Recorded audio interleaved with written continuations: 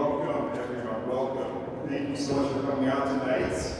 And truly it's just a pretty special evening and a lot to be grateful for. I'm going to do a couple introductions.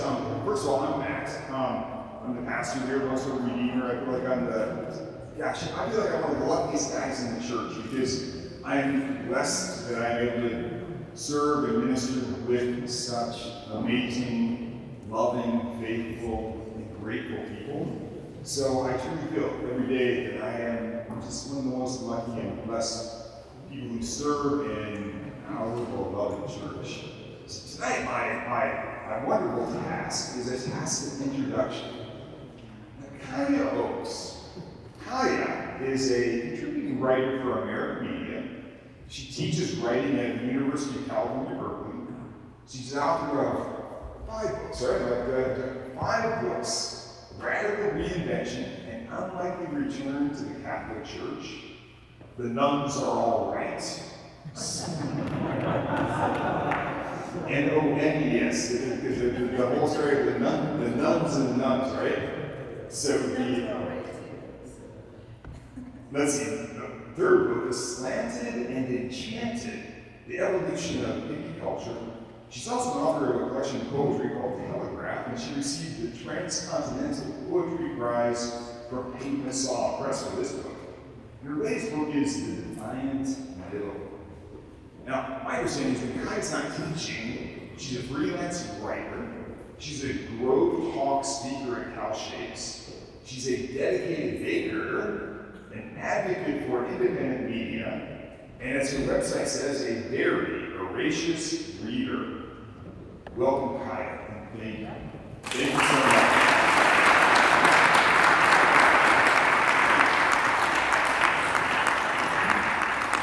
Welcome, and thank you for making time in your very busy schedule. It means a lot to be here. Thank you so much for being here tonight. Many of you have met Michael O'Loughlin. Mike spent time in San Francisco here in our parish back in November of 2019, right?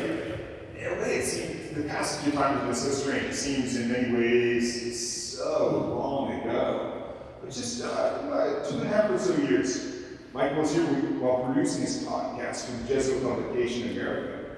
Mike is an award-winning journalist, the national correspondent for American Media. He is the host of the podcast that I just mentioned, Plague, Untold Stories of AIDS in the Catholic Church, which is a podcast, if you have not heard it, look it up, find it. It was recommended by the New York Times and it's been featured on NPR. And of course, our parish, Our Story, is featured in one of the episodes, but the entire podcast is definitely worth finding and listening to. Prior to joining American Magazine, Mike was a national reporter for the Boston Globe. He's written for The Atlantic, The Washington Post, Foreign Policy, National Catholic Reporter, and The Advocate. He's been featured on MSNBC, Fox News, ABC, CBS, NPR. He lives in Chicago, and I don't think he's missing right now the Chicago wintry days, a little break, about the sun shining. Michael, welcome and thank you for your work.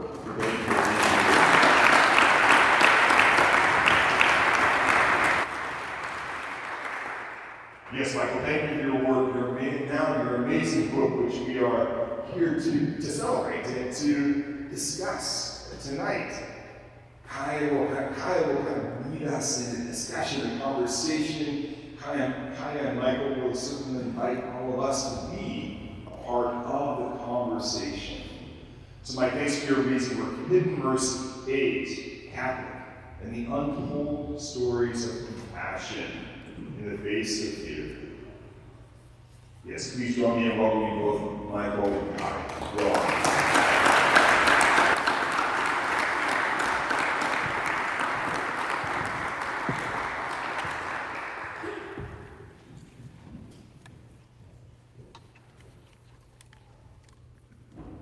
Thank you.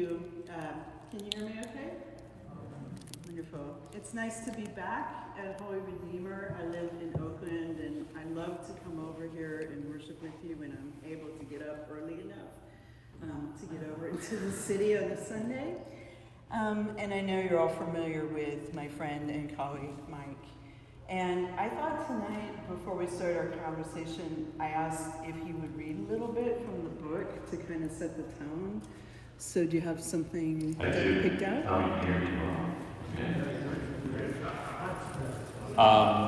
Yeah, before I read the selection, thank you, Kaya, for doing this. I have to admit, I'm a little nervous here. I've gotten talks all around the country since the book came out in November, and it's wonderful connecting with readers, introducing the book to people who haven't read it yet, hearing stories from the crowd. But just given the history of the parish here and the stories I learned when I was here first reporting in 2019, it's really an honor to be welcomed back here. And Kai and I were talking about the evening, and there's a lot to learn and share, I'm sure, so we're hoping that this is really a conversation and a dialogue, and it can be a little intimidating talking about a subject that so many people I know here tonight know much more about than I do. So I hope to share a little bit with you and then really go back and forth and learn from one another tonight.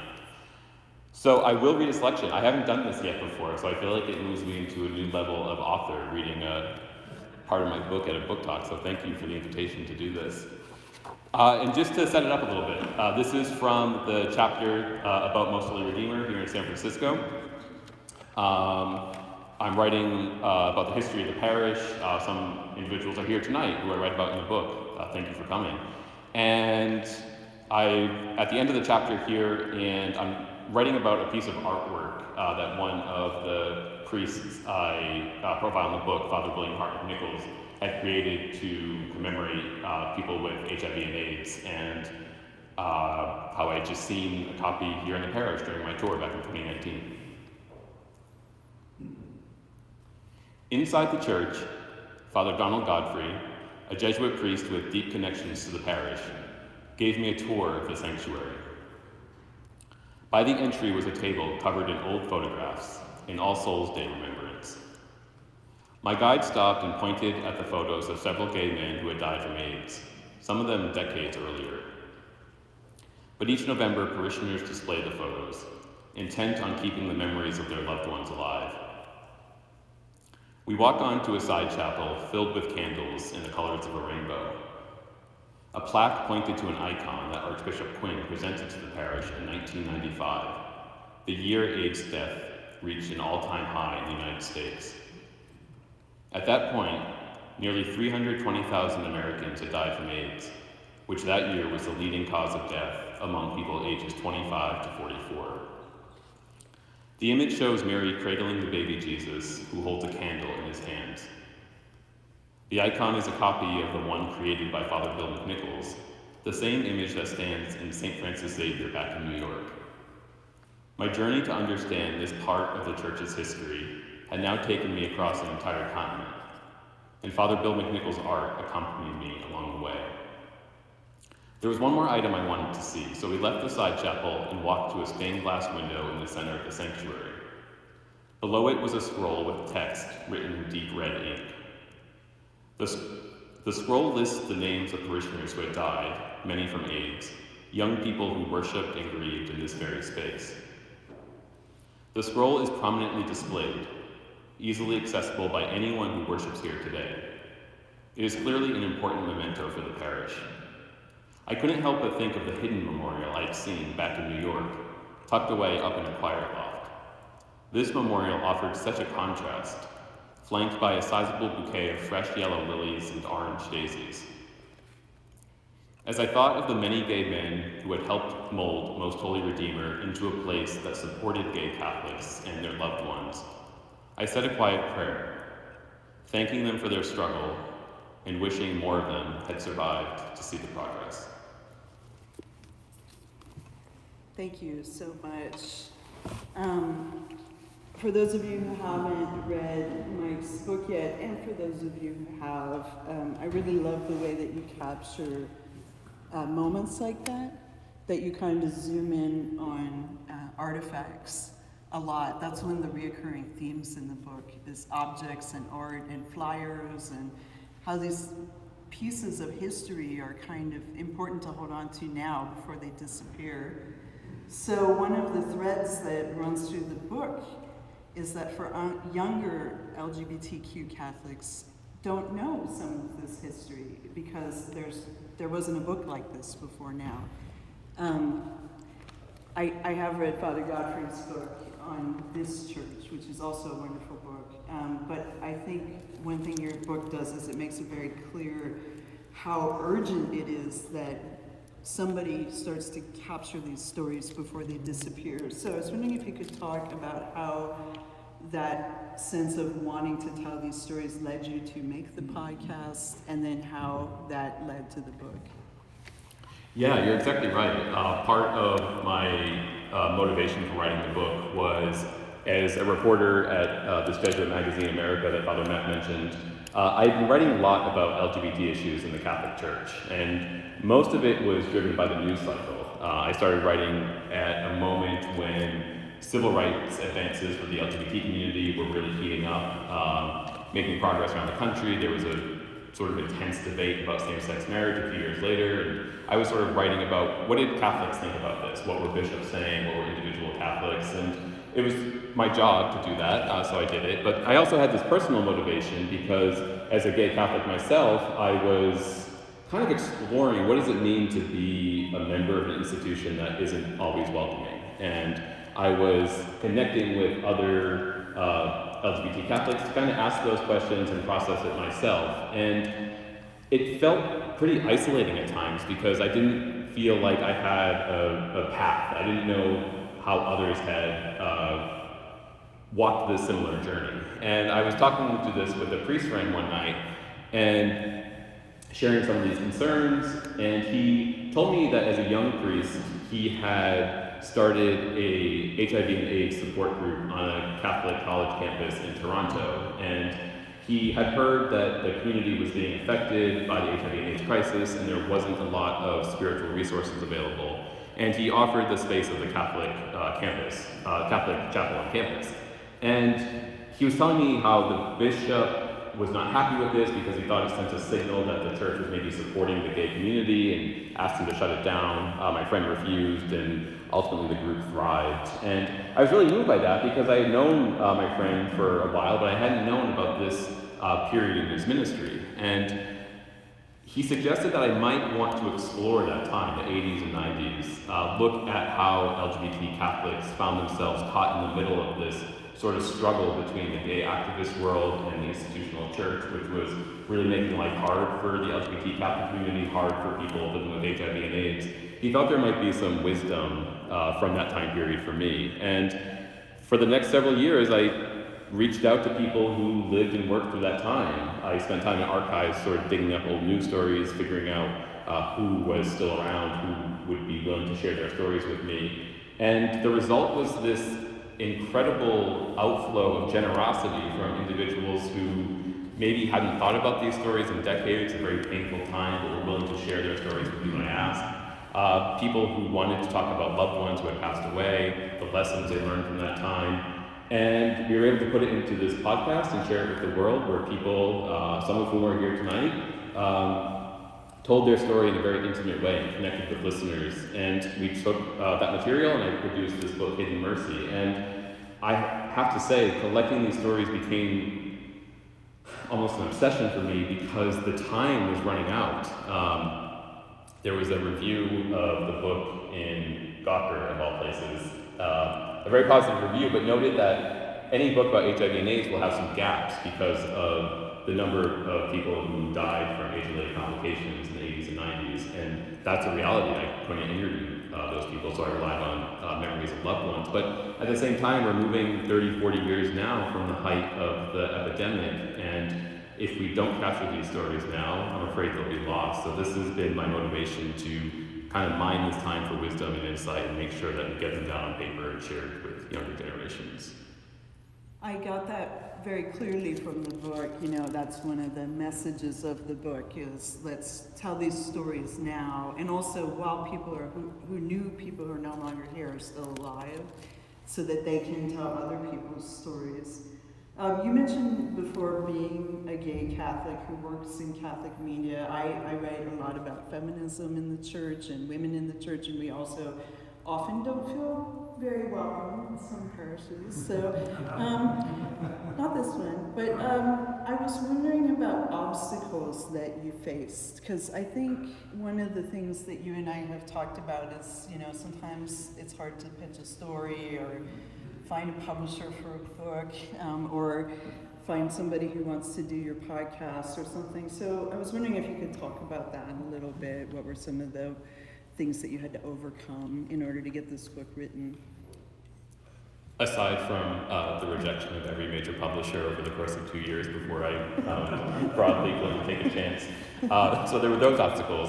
I would say one of the challenges is this is a time in history that I think a lot of people don't want to revisit for various reasons. Some people were traumatized by what they experienced at the hands of all different sectors of society.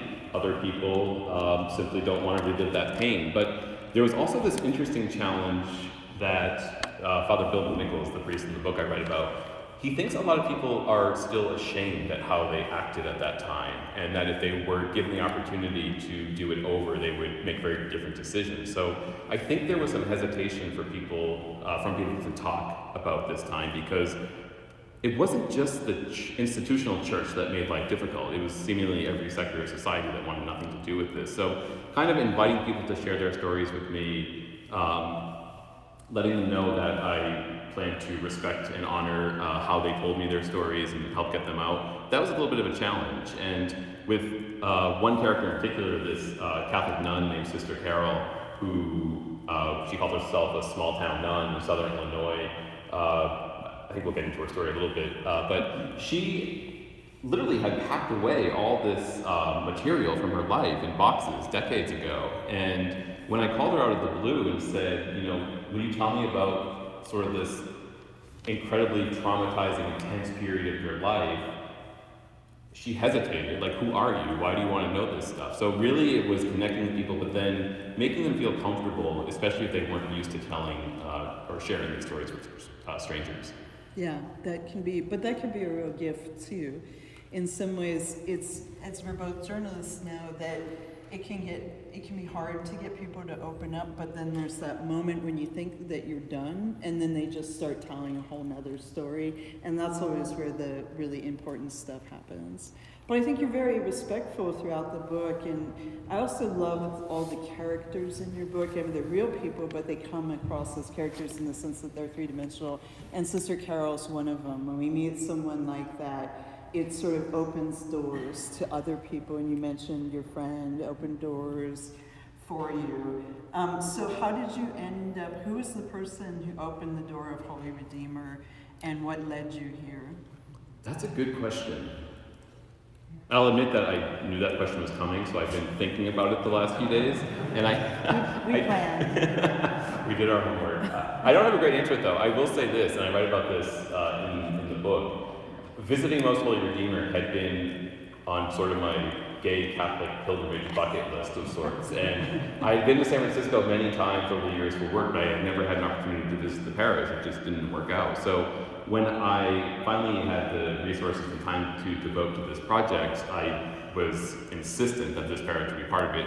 Because for some reason, I feel like the knowledge of the parish had just always been with me, that the reputation is it's national. I mean, as a gay Catholic, I just knew about the history of this place. And so many people, so many members of the community were generous and really willing to invite me into their past to share their stories with me. And when I visited in 2019, I was able to meet with several members of the community today, people who had been active in the parish in the 80s and 90s. And what I admired about Most Holy Redeemer, and Father Tony McGuire is here tonight, who was very generous kind of explaining the history of the parish to me. I think for a lot of people, when they think of, there's a Catholic church in the Castro, of course it's going to be friendly to LGBT people, that's just the way it is. And I learned during my reporting that any institution in this space, any Catholic institution that's welcoming LGBT people, it was never inevitable. There has to be a history of people fighting for that kind of change. And it was through meeting some of the people who actually came to the parish and saw I think Father Tony's words, it was on the skids. It was really a dying parish, and saw that maybe if we reach out to the community, reach out to our neighbors, invite them to church, we can help revitalize it. And it was that connection between the gays and the grays, as Father Donald's book is so aptly named, that really helped revitalize the parish. And I saw in the parish this model for how Catholic institutions can be more welcoming, not by segregating the different communities, segmenting different populations, but bringing them together and asking them to kind of walk together on this faith journey. So finally getting here in 2019 was a huge personal fulfillment for me, and I'm glad that the story now is getting even further out there because of the book and the podcast. Yeah, it's really exciting. The response has been, I don't know if you all saw that the paperback edition has a blurb from the Pope on the cover. I was joking with Mike, like, nobody can beat that blurb, right? I think maybe just Oprah, like if you get Oprah. I think Oprah might beat the Pope, yeah. Yeah. But I was also struck, and this is for my own reasons, but also just my own history in the church. I was struck in the book, and just in general, being a woman in the Catholic Church, how many stories involve women taking care of things that the institutional church doesn't want to pollute itself with, so to speak. And that includes, at the height of the AIDS epidemic, many times it was women who took care of men who were sick, whether that was Catholic sisters or women here at this parish, some women I've met over the years here in the Bay Area. So what is there, and that came up throughout the book, I also noticed, this theme of women taking care of gay men when they were sick. So is there a special relationship between women and LGBTQ Catholics? And if so, what do you think about those relationships, and how did they help shape the book? Yeah, there seems to be, and I was really struck by that observation too. I've done several of these talks already, and you're the first to kind of bring that up, that there does seem to be this relationship that existed between, especially women religious in the LGBT community. And I've been thinking about that. There does seem to be something about religious communities of women and men that were more open to confronting the issue at the time. Part of it, I think, is they were able to operate maybe a little bit under the radar. I was particularly struck by St. Vincent's Hospital in New York, for example. It was located in Greenwich Village. It just happened to find itself at the sort of epicenter of the HIV and AIDS crisis in New York City. And it was really kind of a smaller, the writer David France described it as like a small conservative Catholic hospital in New York. And yet they were in the middle of the HIV and AIDS crisis in the city. And again, it was one of those things where St. Vincent's has become sort of a legendary institution that did really well with HIV and AIDS. And it was Catholic, and it lived out its mission to serve those in need. But again, I found out that it wasn't inevitable that would be the case. And it was really the decisions of the Sisters of Charity of New York who said, if we're going to respond to this community, we need to meet with them and listen to their needs. And it wasn't the easiest relationship. There was a lot of hurt and anger from the gay community in New York who felt like the hospital staff was mistreating them, that they weren't respected when they went in with their partners, that doctors and nurses and security staff were making jokes behind their backs. And there were several big protests that attracted a lot of media attention. But it was the decision by the sisters to, I think, approach the situation with a deep sense of humility and say, we don't know everything, and we're going to listen to the community and ask how we can be good allies. Maybe that isn't the approach of male church leaders all the time. Something about that humility does seem to permeate religious communities of men and women, but particularly Catholic sisters who did amazing work at the time. And continue to today, and we're so grateful to be in community with so many women religious, and they're harder to find these days, and so they're very precious. When you meet a nun, it's sort of, you want to hang on to them like the rest of your life, if possible. But we did plan this out a little bit beforehand, and so one of the things that Mike really wanted to leave time for was to talk to you and to hear if anybody here had stories that you wanted to share, or questions about the book, or his time that he spent here when he was doing the podcast, or do you want to open that up? Yeah, I think We normally end these events with questions, but I thought maybe a little bit earlier, because I'm sure there's some great institutional memory here. If anyone has questions or observations that they want to share, I think there's microphones available that you can raise your hand. I'm going to leave it to Kaya to call on people. And if you don't have questions, then Kaya and I will go back and forth with our questions. So much pressure. So there's a hand up here in the front with the Go Bears t-shirt.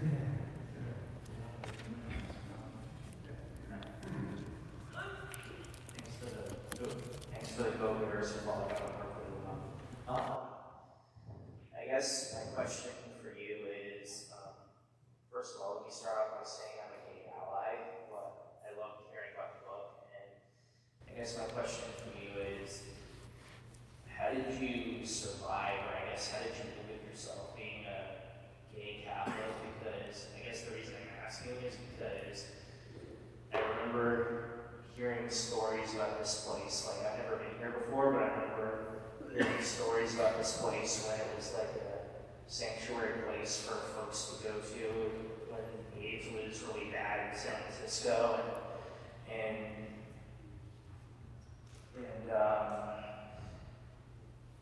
one of my favorite interviews from Billy Porter when he did Pose was when he talked about, I think he was on with Taylor Paul when he came out and talked about having HIV, and I just remember him talking about one of the first things they try to take away from you in the church, because I think he grew up in the Baptist church, and he said one of the first things they try to take away from you is your spirituality if you're out of the closet. And I just loved it when he talked about how some people would tell him, like, God hates fags, and then he would fire back and say, like, no, he doesn't.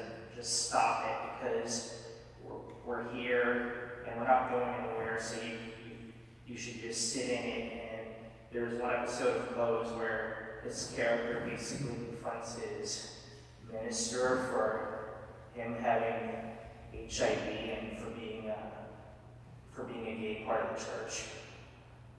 Yeah, that interview with Billy Porter is actually something that stuck with me because it came out as I was researching and writing the book, and I was talking at dinner with Christian, one of the hosts tonight, about how there was this awful situation in the 80s and 90s where young men particularly were being hit hard by the HIV and AIDS crisis and confronting questions of mortality that most people think they would have decades more to kind of sort through before they had to think about these issues. And a lot of people turn to their spiritual communities for help and support with these questions. That's a natural sort of evolution of how it works. But because churches, particularly Catholic churches, were so harsh on LGBT issues in the 80s, that's something that stuck with me was the Vatican crackdown on gay and lesbian Catholics at the time. I'd always known that that was happening in the 1980s, but for some reason I hadn't connected it that the backdrop was HIV and AIDS. So it was this sort of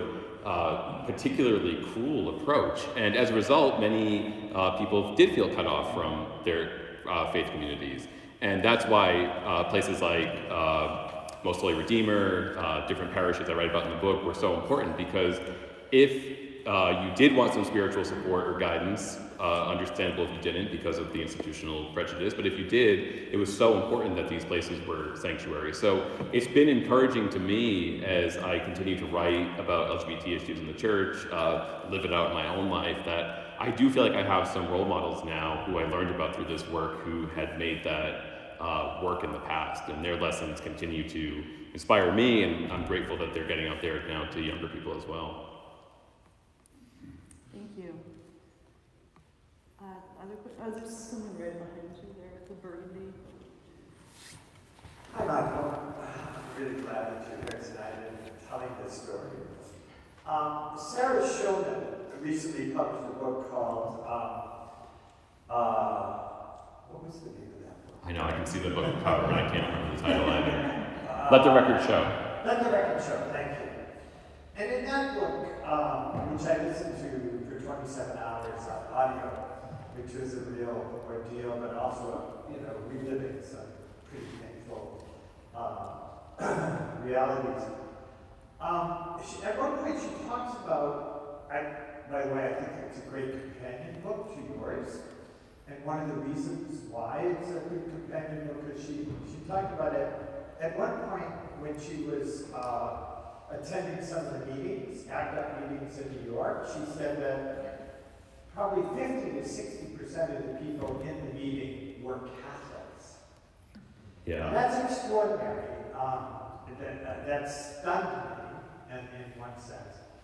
But also because your book, although certainly does include lay people, that there are millions more lay people than there are clergy, nuns and priests. And I think that in the future, I hope that you will be able to explore those stories of the lay people who were the activists. You know, if the priests were, if male members of the religious orders were not so humble, and the sisters were a lot more humble, as you say, the lay people were a lot more activists. And they had a certain kind of freedom, and I'd like you to talk about the difference in the narration of the stories between religious and lay people. Yeah, thank you. So two lay people, Michael, you, and Cliff Morrison over here, both included in the book and are a couple of the very generous people I was thinking about earlier. So thank you for being here tonight and for sharing your stories with me. Yeah, it's an interesting point, the sort of freedom that lay Catholics would have had at the time compared to some of their peers who were priests and sisters and brothers. Yeah, I haven't thought about that. The ACT UP thing you mentioned was particularly interesting to me too. I was actually able to interview a member of ACT UP who had been raised in a very Catholic household who had sort of left the church but maintained a very Catholic sensibility. And his name is Sean Stroop. He's profiled in my book. He has his own memoir out as well. But what struck me about Sean's story, I was asking him about this phenomenon, like so many of these members of ACT UP.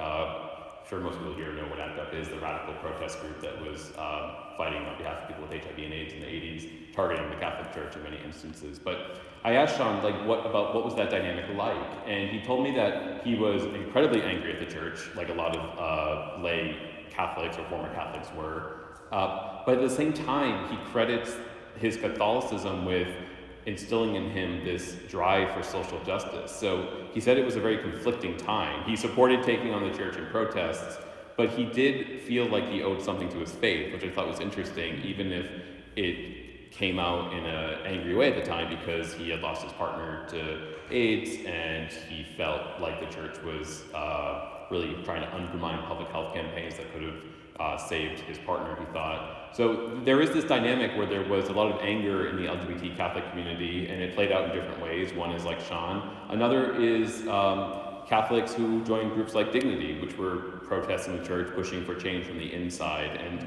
in the book, I try to offer different models of how LGBT Catholics and their allies and families make it work in the church, or don't if they leave, because it's simply not a space that's good for them. So I think that is interesting, something to keep exploring, how lay activist Catholics contributed to this fight. And I hope this is the sort of beginning of that exploration, because there's so much untapped potential for wisdom and insight there. So thank you. There's a question up here in the front, and then you'll be next. I think it's important to recognize that a co-partner with Tony McGuire was a nun named Sister Hilda, Cleta Harrow. And it was the nuns here, quite frankly. The Sisters of Charity on the Hill, Mercy Sisters, and the Presentation Sisters who all took gay men into the convents to take care of them. Not the brothers, not the priests. They were the courageous ones. They were the ones that were not afraid. And I think it's unique also to recognize that this particular parish, the lay people, the straight people, welcomed the gays here. It was unbelievable. The John Squares, the Marie Pillans, the Quinlans, the Bushers, and all those people. It had never happened if those people didn't open up their arms. And I think that's pretty important. You mentioned the scrolls. We have 3 of them. One of them, in one day, we have 14 funerals in one day. Because Father Tony, Father Shore, Father Tom all said, no matter who you are, you can have a funeral here. And Archbishop Quinn said yes. So that's this particular parish, and the people outside of the book, and you apologize in the book, by the way, saying you're not going to mention everybody, but those are some pretty key people. I am amazed, and I came here late, I didn't get here until, I've only been here 25 years, and that's true. But when I think that this parish saw the changes happening, and Tony McGuire and Cleta went around talking to gay men and saying, there's a church there, we're not going to judge you, we want you please to come to church. That was incredibly dynamic, and this nun, Cleta Harrell, was part of that group. So, Thank you. Yeah, thanks for mentioning Sister Cleta. I made this decision with the book that I would focus primarily on people who I could interview, and unfortunately, I was not able to interview her. But there's so many people like that whose stories aren't in the book, but I know that are vitally important. So thank you for bringing her up. And I know that there is some information, like Father Donald's book was great, NCR series about Most Holy Redeemer. So I know there's a lot more information out there, but I'm glad you were able to raise up some of the other stories as well. Thank you. There was a hand up in the middle here.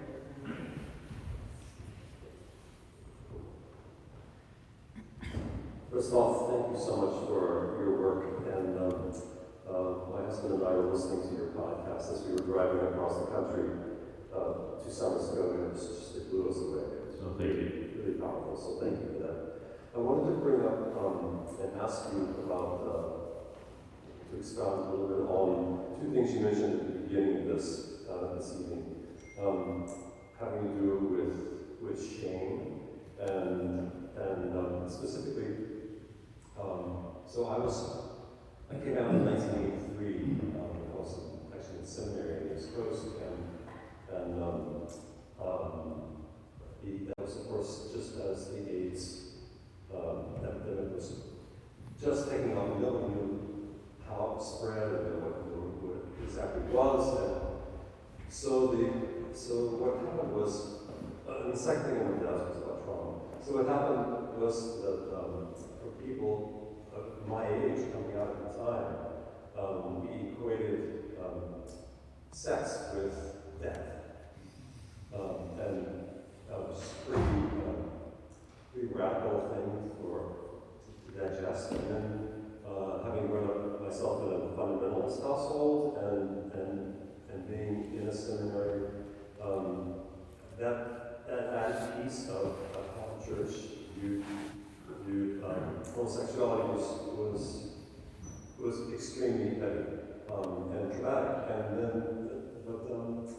And now in retrospect, of course, needless to say, I have many close friends who died of AIDS, but now when I think back on it, I do have some guilt that I didn't do more, because I was literally scared to death. And for a long time, I didn't know if touching people was okay. I mean, it all seems silly to us now. And so I was wondering if you could expound on those 2 things, one about trauma and one about shame in retrospect. Sure, yeah. No, thank you for sharing that and asking the question. The shame piece is, it's hard to, I think, capture if you didn't live through it like I didn't. So I've been trying to figure out ways to ask people to share what that meant. But one statistic has stuck with me as I was reporting out the book. A Pew survey from 1987, 43% of Americans said that they believed or agreed with the statement that AIDS might be a punishment from God for people living an immoral lifestyle. So 43% of Americans not only believe that, but were willing to admit it to a pollster, which is just baffling. I mean, I'm sure the number was actually higher once you consider people not wanting to admit that. But that sense of shame was just permeating like every aspect of society. People didn't want to deal with people who really needed help with HIV and AIDS. And that resulted in, I think, a lot of deep shame among people who needed help. In terms of the trauma, yeah, I'd have to think about that. I hadn't, it's embarrassing to say, but I hadn't thought about that, this sort of sex equals death thing that you mentioned in your talk, and sort of the implications that would have for a community that suddenly felt liberated, now had to confront with not only the backlash from society, but this very real fear for their own health. And I can't imagine what that trauma must be like. So that's, I think, another topic worth exploring as I continue to learn about this time. So thank you. I think it's interesting hearing you talk about that. I'm a little older than Mike, and so I'm 51. And so I was in college out at St. Mary's in the suburbs. And then I was at this little Catholic college, and one of the Christian brothers got AIDS and died. And the school claimed that he got it from a needle. And I remember hearing that and thinking, I don't think that was true. But that was the first time I was aware of this kind of hypocrisy. And then I would drive over here to the city at night, where I was in a band with a radical fairy, a drag queen, and some other gay people in the community. And so I was going back and forth between those two things. But what I saw for the first time, I was 19, 20 years old, walking around the Castro with people with lesions and realizing that it was there. It was right there in front of us. And so I felt from that fear you're talking about secondhand. And then I saw the cover-ups that were happening at the same time. And so it was a really hard time to reconcile things. So I thank you for sharing that. It was I think a tough time to watch people getting sick all around the Bay Area. It was very dramatic for many of us who were just coming of age sexually too. So. Yeah, and one of the chapters in the book I write about priests with HIV and AIDS, and I profile a Catholic priest in Chicago who, by coincidence, was the pastor of the parish I attend today, and he helped start an HIV and AIDS ministry in the city, and contracted HIV and ended up dying from AIDS-related complications fairly soon after. And he was intent that the public know how he died, because he knew that there was this cover-up happening, that when priests were dying from AIDS, that death certificates would be changed, that dioceses would put out press releases claiming it was something else. It certainly wasn't unique to the church, but it was happening in the church. So he asked his friend, another priest who'd be preaching at his funeral, to include in the funeral that he had died from AIDS-related complications, hoping that he could help lessen some of that stigma and shame. And it was an incredibly courageous thing for him to do. His family initially was a little torn, but ultimately came to support and saw how it might help other people. But it was also interesting that he felt he had to wait until he had passed away before he could do that, because there was this shame and stigma, especially for Catholic priests who were confronting this reality. So the shame and stigma is still difficult for me to kind of wrap my head around, not having lived through it, but stories like that, I think, help get to the reality of it. So thank you. Other questions? Yes, up here near the front. Hey, Michael, one of our parishioners who's screaming from home asked if you could speak a little about how the Coming Home Hospice came to be in response to the epidemic. So how the Coming Home Hospice came into existence through the help of the parish. So my understanding is, so it was located across the street. I feel like people in the audience can probably tell this story better than I can, but it is in the book. So it was located in a former convent across the street where an AIDS support group had been meeting, and there was an organization in the city that wanted to open a hospice because housing was very difficult for people with HIV and AIDS. There were few, especially around the country, non-discrimination laws when it came to housing. And of course, if you couldn't work, you didn't have insurance, it was hard to pay for housing. So it became a real need, and then especially end-of-life care became very difficult to obtain if you didn't have resources available. So the parish worked with this organization. I think in the book I tell the story about bingo games that were held at the parish as fundraisers, sort of helping to lend some financial support to the organization that wanted to use the space for a hospice. And it's just one example, really, of Catholic institutions that were creating spaces like that for people with HIV and AIDS. I, in the book, write about Michael's project over in Oakland. In Chicago, there was another organization, the Catholic Worker House. So there was this need, I think, among Catholics that attended to these difficult end-of-life issues. It was, I think, some of the best response of individual Catholics who saw the need to help the dying.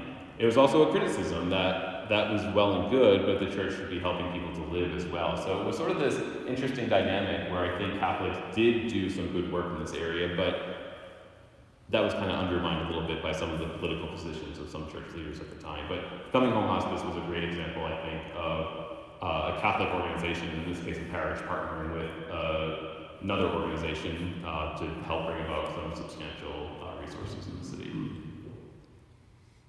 Thank you. Yes, we have a question over here on the left, or my left, your right.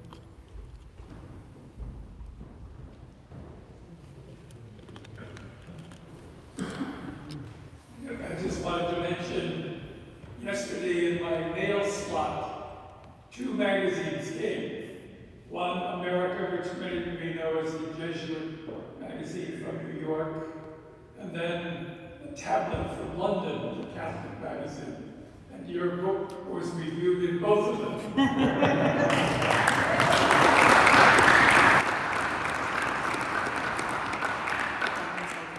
Favorably, which I would have written it that way too. Just wanted to make a few remarks. In the book,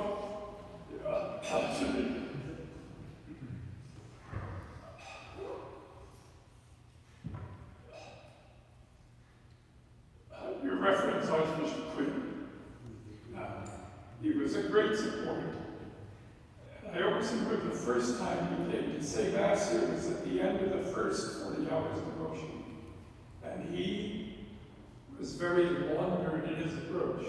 He talked about the homosexual community, and at the end of the Mass, this young man came right into his face and said, "You're coming to the gay community, you call us gays."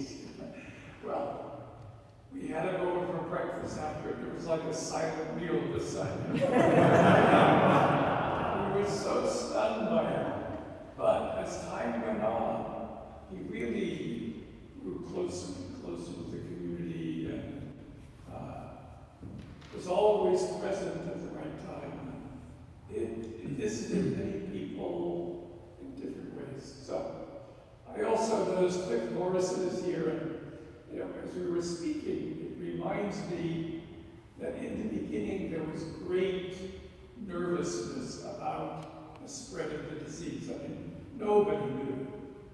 And the devotion to the cup diminished. And many other ways people were frightened, and Cliff used to come at the end of Mass and give us facts, science, and it really made a huge, huge difference to calm people down and help them. And what else? Nick mentioned the women, Marie Christofiak in particular. She was a little bit of a woman. But in those days, the church, the steps were coming up from 18th Street. And so she stood at the head of the stairs, and everybody had to pass by her. But she was so gracious and friendly and interested in everybody and welcoming it. Made a huge difference. And the same thing could be said about the Coming Home Hospice. There were many women from the parish. Most of the guys had to work during the day, so they would be there volunteering during the day, helping out. And it was a wonderful experience of Catholic life done together. So you brought back a lot of good memories. Thank you. Oh, thank you, Father Tony.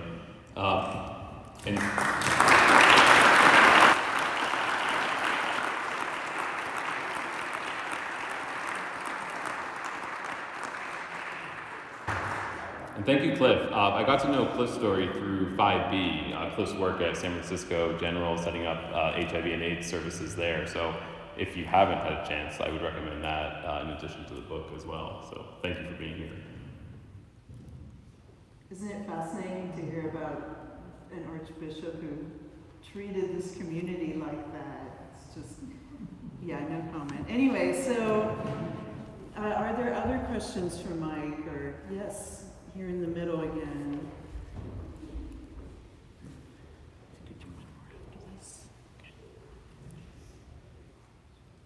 Hi, Michael. This is Steven. I think I don't know if I sent an email or like a message before. I was in the second to last episode of the podcast. So thank you for listening to what I had to say. I was very touched by the entire podcast and the story, and definitely leaving the audiobook, so you can listen to it that way. But as a young adult Catholic, gay Catholic as well, I am in a position where I feel that, well, I think there's just so much missing for us as an LGBT community in the institutional church that should be there. And I was wondering if you had any insights or thoughts of the institutional things that you see changing, whether it's something that the Pope is doing, or whether I've heard stuff about the CDF or certain the Pope sending out letters to people from organizations that have been condemned.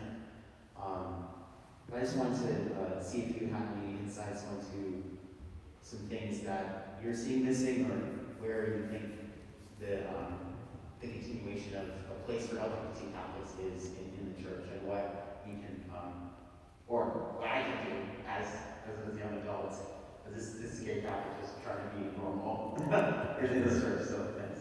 Yeah, no, thank you, Stephen. If anyone here listened to Blake, you heard Stephen, I think, in episode 5 or episode 6, I think, at the end. So thank you for being on here tonight as well. Yeah, it's a good question. I know you and I both write a lot about these issues, and if you have things that offer hope, feel free to share. This event, right? So, and the fact that you're here, and Steve, it looks like an intergenerational event, you know, and also I think things like this give me a lot of hope. Your book gave me a lot of hope.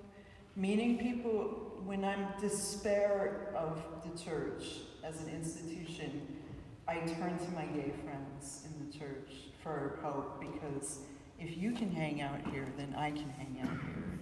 So, yeah. Yeah, no, and I've been really intrigued. I don't think it's easy for anyone to be Catholic. I think something in your life is going to make you feel alienated at some point, right? So I think there's some lessons here for the wider Catholic community, yet many of us have chosen to stay, and that gives me hope, because there's many reasons to walk away, whether it's some difficult issues about sexuality and gender, or you just don't have a parish that's particularly life-giving. There's a lot of reasons to leave, but I'm encouraged by the people who stay, who stick it out, and maybe they do that by ignoring everything that comes from Rome or from their bishop, and they found a really supportive parish. Or maybe it is the Pope who, for the first time in several decades, does seem to be at least offering space for a conversation about these issues. Maybe someone who's kind of stepped away and then comes back every once in a while for Mass, but different models of making it work are encouraging to me.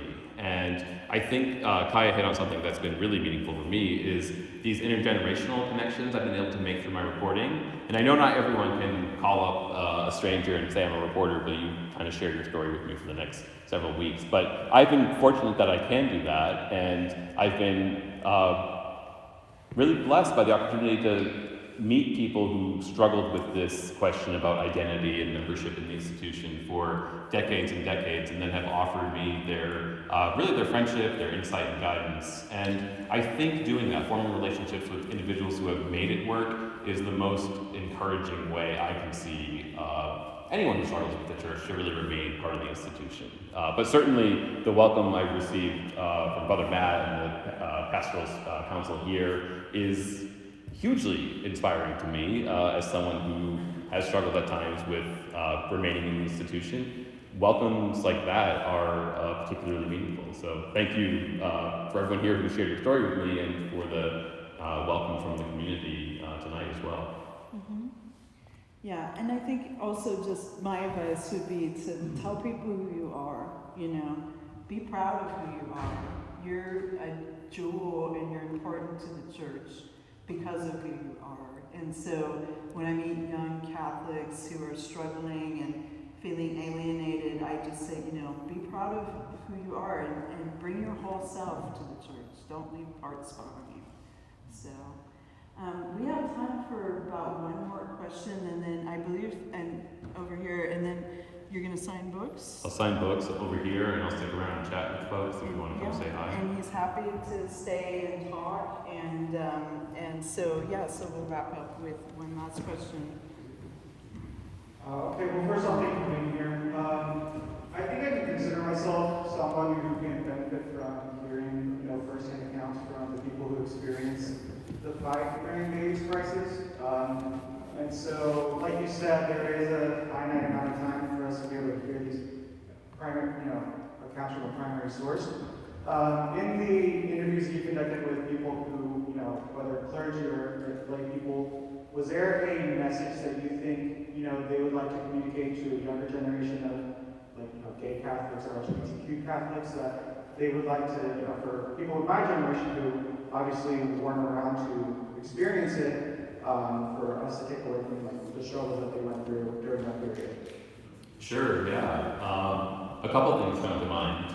One is I was in New York interviewing this gay Catholic couple named Will and Jim. They had both been active in HIV and AIDS activism, healthcare, but I was there because they had befriended Sister Carol, that now we talked about in Illinois during her journey to New York, and they were really instrumental in connecting her to the gay community in New York. And they told her basically you need to meet the community and learn about their needs before you can be an effective ally. And that piece of advice really changed Sister Carol's outlook. But to answer your question, one of the things that Jim told me, he was kind of intrigued. Why are you interested in this topic? Like, you're younger, you don't remember this time firsthand. Like, why do you want to learn about this? And I explained to him that I kind of felt that my education had let me down because I didn't learn any LGBT history. I didn't learn it in school or at home, especially not in church. And I thought there might be something there for me.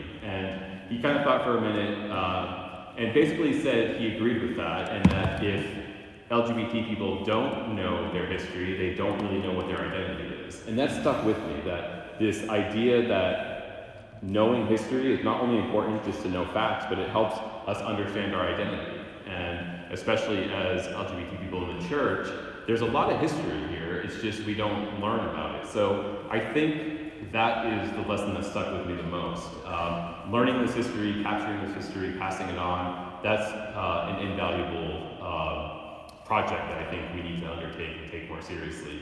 And then the second piece of advice that came from many of the interviews I did was, once you decide you're going to be part of the institution, you have to kind of be in it for the long haul and recognize that it won't always be easy, that there'll be challenges, that if you need to step away because it becomes too much, that's okay, but really committing yourself to participating, to being part of the institution, maybe pushing for change if that's what you believe needs to happen, but really committing and recognizing that it's not always easy, but there's something of value for you in the institution, and really holding tight to what that is. So those two pieces of advice have stuck with me, but there's many more kind of insights like that in the book that I hope will be meaningful to you. So that's a great note to end on, and I think if you haven't read In Mercy yet, please do. Audiobook will be out when? Next week, and you can hear he has a great reading voice, so we're looking forward to our next cross-country drive to listening to In Mercy. And thank you again to Holy Redeemer for hosting Mike, and for all of the work that you do here in the Castro, and your reputation spans the globe in good ways. And thank you, Kaya. Thanks for this great conversation. Yeah, thank you, Mike. So thanks for inviting me. And so let's give Mike a round of applause.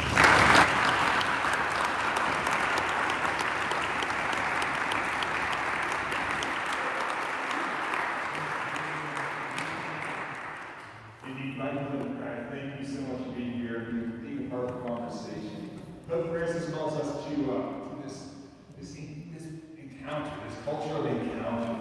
And we all know, we know in this parish that doctrines, rules, articles, they don't change hearts, but encounters, relationships change hearts.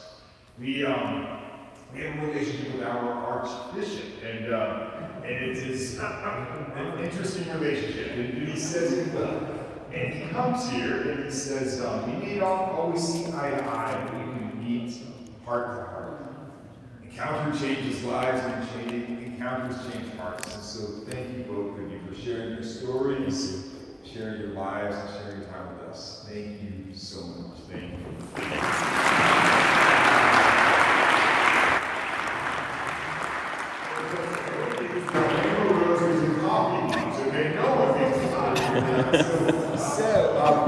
There's a inside each bag. These bags are special. It has these are our local artists, Carol. Carol's here tonight. She doesn't go out tonight, but it features Jesus, Most Holy Redeemer, Under a Rainbow, Kim Kardashian, Pee Wee Herman, and other characters in San Francisco and the world over. So it's a special bag.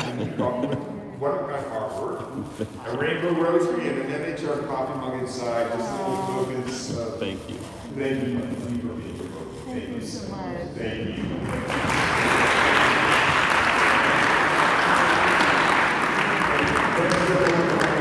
Thank you so much for coming out. Thank you.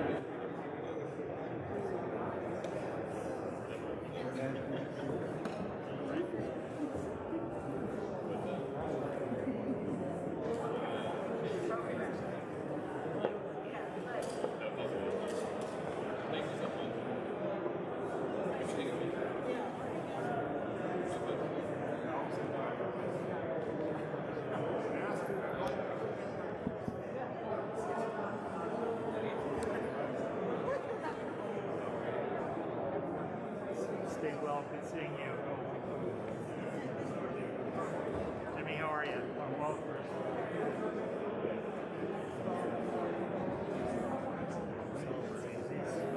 There you go.